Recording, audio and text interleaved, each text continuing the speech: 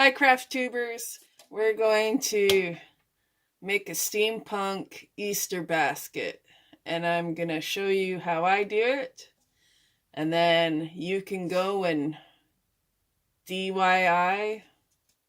So I started off with spray painting this metal bucket gold, but we're going to put that aside because I want to get the stuff ready to put in the basket. And we're going to start with the Easter Bunny.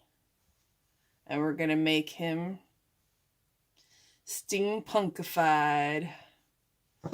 So what you'll need is hot glue gun, thread, and whatever buttons and steampunk accessories you want to put on this thing. So let's get started, shall we?